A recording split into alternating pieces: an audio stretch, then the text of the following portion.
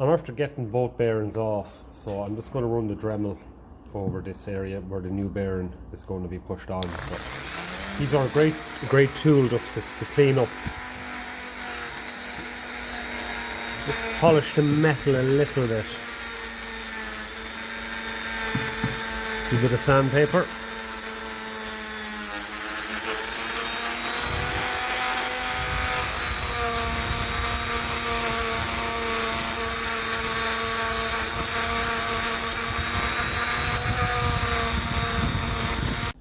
Now this being shiny now and all that black kind of layer of scum off is removed, it'll make putting the bearing on a lot easier. Still a little bit in there I can clean up by hand. It really is worth doing this. Just to help tap on the new bearings. I've just given the outer bearing race where that's going to go in there a nice polishing up as well with the Dremel, with the white polishing stone on it, and that is the lowest grade, it's the finest, so it literally just took that black scum off it.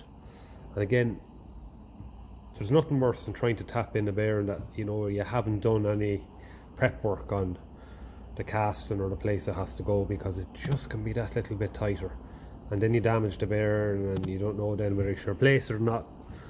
So when they go in a bit easier, it makes life all a bit better.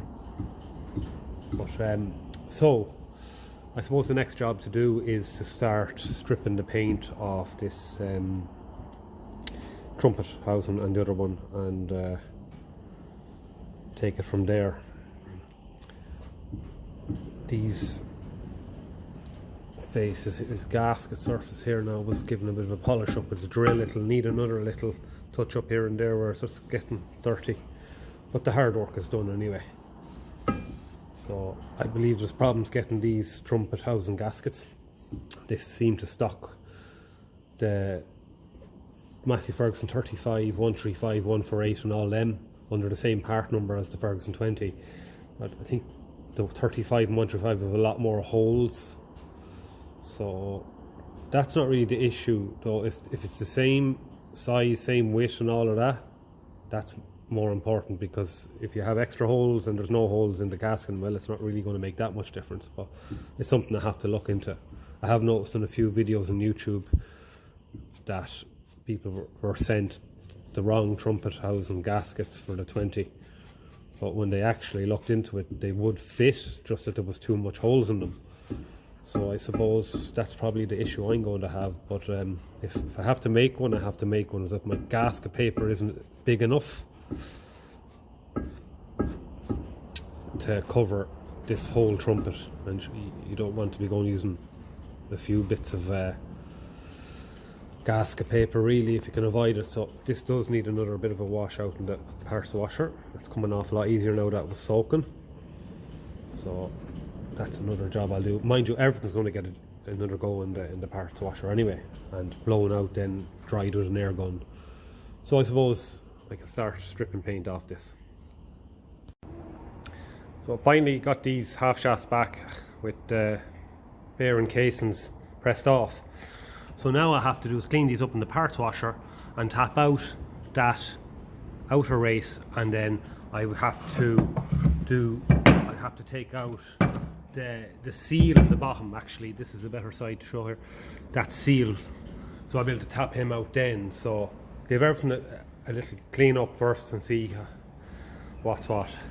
So a quick clean on the parts washer. So there's a little gap there, and that's used to help tap out the outer seal, and then you turn it this upside down, and it's used to help push out this outer race. Now, as I usually do with these is, because I'm expecting that outer race to come up here, I'm going to clean all this up with the wire brush and the drill first, because otherwise if there's dirt down there, it will scratch it and all that. It'll mean more work down the road. So let's do that, tap out that seal. So one outer seal, and the inner race took one tap of the hammer and it came out. So maybe it was the fact that we had to use a bit of heat to get the other bearings to inner race of the bearings off. That tapped out in one tap, couldn't believe it. So yeah, it's seen better days, definitely. It's definitely worth replacing the bearings on this. So now I'm going to just give this outer casing a bit of a clean, and I might shop blast it actually, just to give everything a proper clean.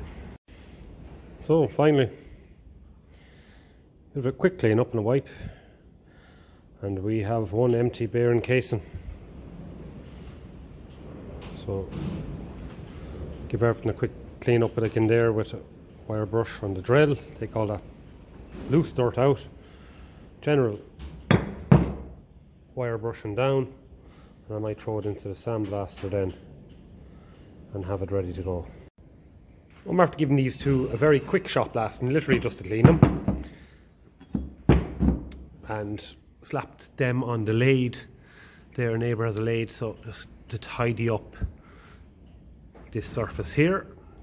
Literally took, I'd say, a towel off them. Shims will be able to take it back up anyway. So they are ready for new outer seals. That's the ones there. New ones of them. That'll tap in this way, and then I can tap in the outer race of the new bearings when they arrive in that way. In that way there. I'll use this as a drift. The next job then is to give these boys a clean in the parts washer, and I'll hit them with the drill on the wire brush and clean everything up. I gave the half shafts a quick clean in the shop blaster. Now the next job is to polish up this metal a bit better. It's a bit rough after the sandblaster, with some fairly fine grade sandpaper, Remy paper, just where the seal surfaces is, just so that it makes a better seal with the lip, the rubber lip. So that's the next job. That's a bit more like it. So the outer seal runs in there, and the inner seal, depending on if you use a sure seal, it'll run in there, or if you use the original style seal, which I'm going to be using because I want to be able to put grease in. The sure seal stops you putting grease in, runs along in and around there somewhere. So I'm just going to focus a bit more on there and get this shined up a bit better.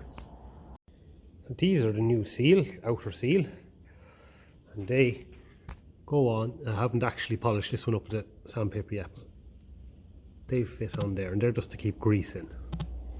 So I'll go a little test fit on that there and make sure everything's okay. So that's one outer seal tapped in. I used a Diff outer race to tap it in, fit it perfect. So I'll do the next one now.